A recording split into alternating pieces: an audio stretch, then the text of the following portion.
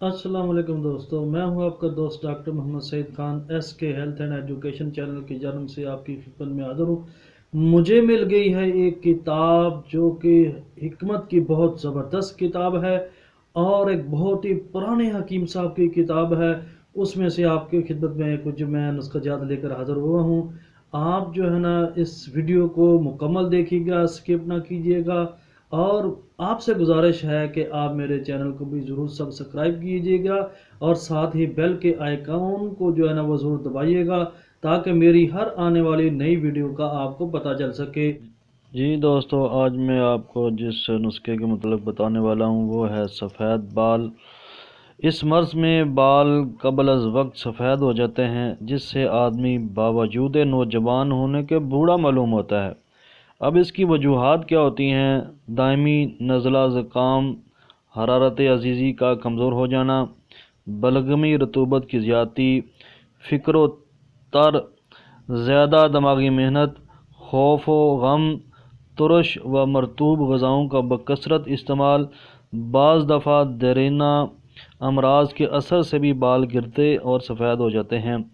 अगर बाल तिबी तौर पर उम्र के मुताबिक सफ़ेद हो जाएं तो उसके इलाज की ख़ास ज़रूरत नहीं, मगर बाज़ लोग आर्ज़ी तौर पर बज़ाहिर शबाब को कायम रखने के लिए मुख्तलिफ़ किस्म के ख़ज़ाब लगाते हैं, जिनसे बाल काले हो जाते हैं।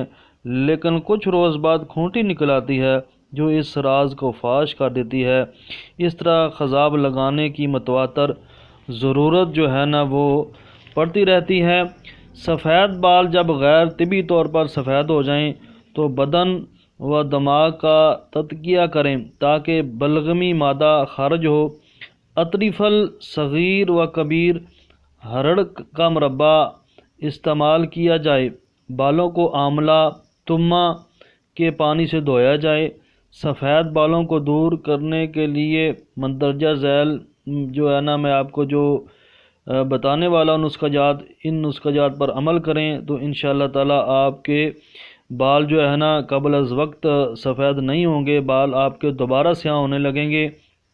आपको मैं अब मुरब्बा, हरड़ का मुरब्बा जो है ना वो बताने लगा हूँ। हर सुबह एक अदद हरड़ पानी से धोकर मुंह में रखने और ज़बान में फेरते रहने और लाभ निगलने से, यानी कि हरड़ का मुरब्बा आपने चूसते रहना है, चूस चूस के आपने आस्ता आस्ता चबाते रहना और गुठली को फेंक देना है। और 1 साल मतवातर इस्तेमाल करने से सफ़ेद बाल स्याह हो जाते हैं। मशहूर हकीमों ने जो है ना इसका बहुत ज़्यादा इस्तेमाल किया है और ये एक बहुत ज़्यादा कामयाब नुस्खा है। और कहते हैं कि एक आदमी ने इस्तेमाल किया था कि जिसकी उम्र 90 साल तक पहुंची और उसकी अभी तक सर और दाढ़ी जो है ना वो सफ़ेद, एक बाल भी सफ़ेद नहीं हुआ था, काला ही हुआ था। इसी तरीके से दूसरा नुस्खा है, अगर उस्तखदूस शहद खालस के हमरा कुछ अर्सा इस्तेमाल किया जाए तो बाल सफ़ेद हो जाते हैं। इसी तरीके से अगला नुस्खा माजून बाल स्याह, सूंठ 3.5 माशा और हरड़ स्याह 14 माशा, अजवाइन 3 तोला बारीक पीस कर अदविया से 2 गुना शहद मिलाकर माजून बनाएं। खुराक 1 से 2 तोला है।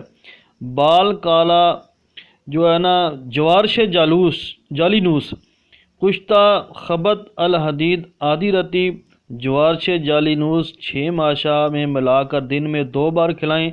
40 दिन तक खिलाने से बालों की स्याही को कायम रखता है।